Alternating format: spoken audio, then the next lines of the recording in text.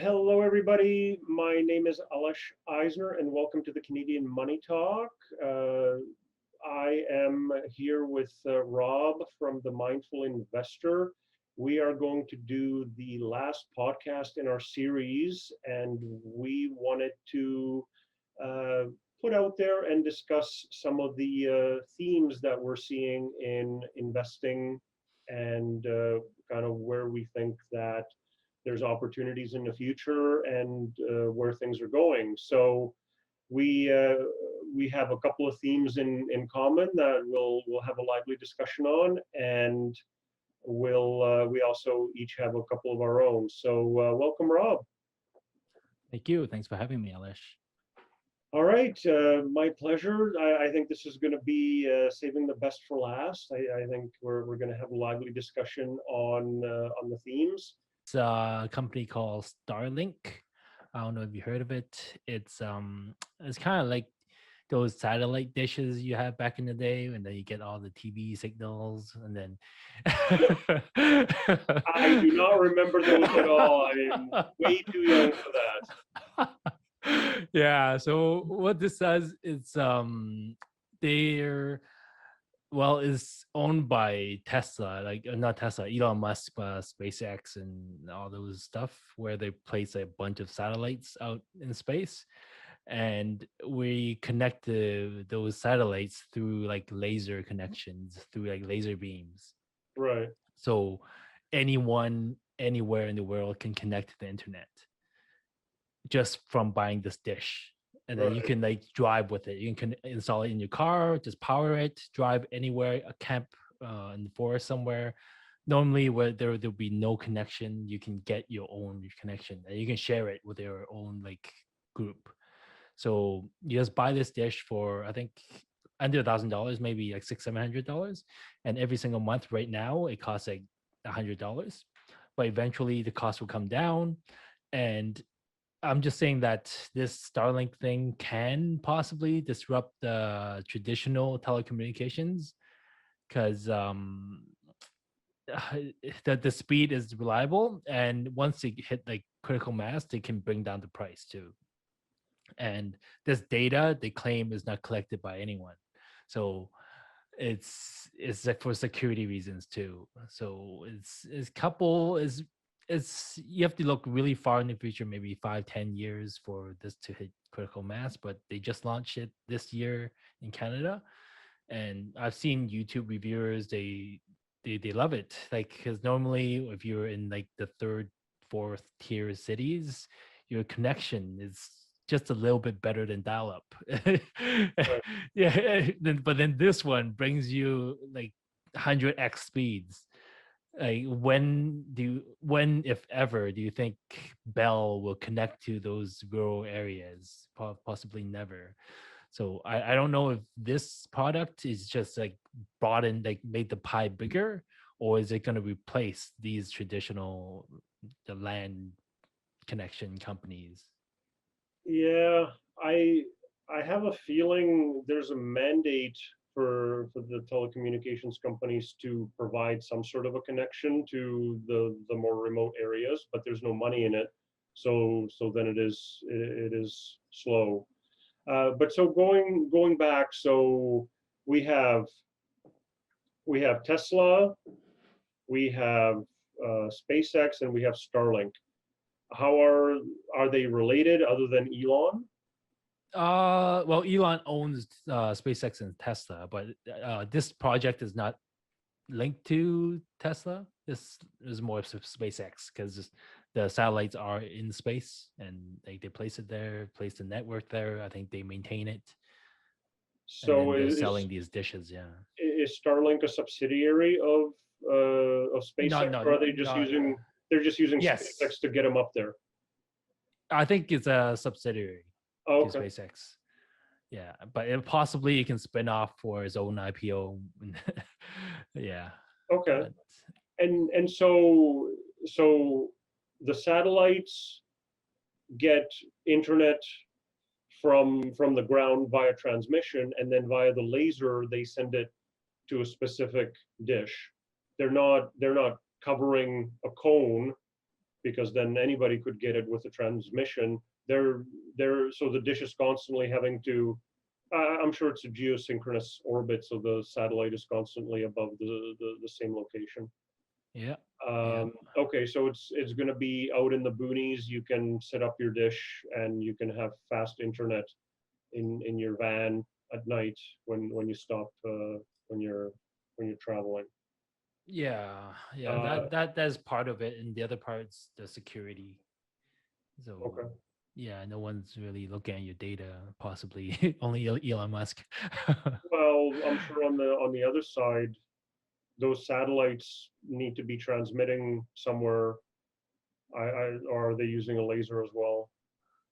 I think is I don't really know. I just visualize like a as like a network, a Yeah, huge a couple thousand plates, and then they just laser each other and. I think I'll contradict quite a few people when I say that I don't think having internet access is a human right. But I've seen people say, yeah, it's a human right. I'm like, okay, uh, not 20 years ago, uh, but and so this isn't anything for self-driving cars or anything like that, is it? Like, I was going to ask how this is related to 5G because 5G, one of the benefits of it, I thought, was that you know where the cars are going and they're able to, well, not hit each other, or that like that's another safety protocol. This isn't for that. Like, just no, No, okay, no. I think what you mentioned about like 5G contributing to like safe self-driving vehicles is just because there's more speed, you can transmit more data points, and they kind of make use of that, right? okay. But Yeah. this is personal internet. This isn't necessarily No. for a car. Do you know if you have to be sitting still, or Nope. You can drive around. you can be moving and you just have a little dish pointing up? Yeah, it's not that little. It's actually I can't see the size, but it's not like a handful. It's Okay. like 3 feet or whatever. It's at least that. Maybe they'll get smaller as well. Yeah, yeah. So I don't know. This is something, but I'm still holding to all my bells and tellus and whatever. So Sure. Well, yeah, but so this is, I guess the theme is internet for all. That's more of the theme, right? You sort of Starling is a recommendation or something that you like. yeah. It's not public yet. It's no. I'm just thinking, can they possibly take over the Hmm. telecommunication companies as like a global provider instead of just like, oh, we have Bell in Canada and then we have AT&T in the States. We just have Starlink for the whole world. Like, how Yeah. much of that business would they take?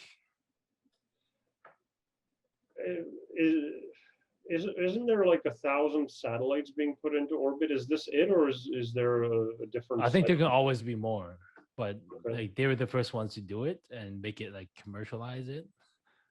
There was a second company that was putting satellites into orbit as well. I mean, ultimately, the whole world should be able to communicate and I guess have internet. I think that's kind Yeah, of the end goal. yeah. Whether some of the poorer countries will be able to pay for it is a different question. But um, Yeah, well, these ones like you once you have connection, you can share it within your own network, right? So you kind of being your own provider. So the whole world will be covered by not like infinite many satellites, but right, maybe divide by whatever 100. I guess you could have if you have Wi-Fi, you could let your neighbors in on it, and then Yeah, yeah. they'll This be one has that function too. Has that sharing function, that right, router, right, and right. Yeah. yeah, yeah. Or you could kind So of I don't imagine, like a hotel or a bar in the middle of nowhere, and everybody comes in because there's internet. know. Yeah, yeah. That's it. Not just to watch the soccer game as usual. Okay. I, I mean, I think my takeaway from this is that eventually the whole world's going to be covered with internet. There won't be providers necessarily. You'll probably still be paying something, whether in your taxes or you know otherwise. But eventually, everybody will have a phone, and you'll be able to get a connection anywhere. You won't need to go to a specific place. So, Yeah. like even in Surrey, there's already quite a few hotspots made by the city where they're Hmm. trying to get internet for everyone. So I think this is going to be in the middle of nowhere. You should still have an internet connection. Yeah. So So yeah, ultimately, I don't think they're disruptors. Yeah, just still hang on to your 5% yields of your telecommunication stocks. well, but I mean, you'll if stuff starts to happen, you'll see it. You'll get the news, and it'll be transitional. It won't be suddenly boom and Yeah. Bell is gone, Telus is gone. You only have this provider. Like they're putting in fiber optic cables to have faster internet uh, junctions or kind of the main network be faster. And like I mean, it was 10 years ago. I was still using dial up. Maybe that was just me, but uh, America Online. No. So it's definitely been a progression, but I guess it'll keep going. The profitability is questionable once you get outside the cities. Maybe I don't know if the satellite's up there anyways. It's a good question. Do you know what sort of speeds you could get? Do you know? They say 150 megabytes, so it's not fiber optics, but it's something. It's better than Uh, dial-up, and just yeah, I think it's just making the pie bigger. So yeah. yeah, Well, I've recently downgraded from Internet 75 down to 50, so uh, it's all good. We're apparently keeping Zoom alive here, so why not? Okay, no, I mean that. I think that's a theme to watch out for is wider world communication. I think would be what I'm looking at. Um, Neither SpaceX nor Starlink are public. It's just Tesla that's public at this point, right? yeah. So far, yeah. Okay. Oh well, maybe they'll go public uh, when they need more cash. But is any of this functional? Functional. They're selling it this year. Yeah, yeah. People have it already. People have it already. Okay. Yeah, yeah. So if you're curious about it, just go on YouTube, Starlink. Just type it in, and then there will be tons of videos people using it. Okay. Well, Yeah. other than the fact that you have to have a smallish dish, I mean, the satellite dishes back in the good old days, those were like 6 feet. Then they got them down to about this big. You could hang it outside your Yeah. window. But the original ones were small trampoline size. Well, and computers were also a lot bigger. So progress has been made. Oh, cool. All right. Well, it sounds like it's internet and communication for all eventually. I hope the folks listening have enjoyed our discussion, and maybe they'll be able to leverage some of these themes in their own research and in their own uh, purchases and investing as they wish. Please do your own research prior to investing in any of the companies that we've mentioned or following up on any of the themes. So I have been Alesh Eisner of the Canadian Money Talk. This has been my friend Rob of the Mindful Investor. I hope you've enjoyed our podcast. Yeah, thank you for watching, and check out my channel if you well if you're curious into what I do at Mindful Investor.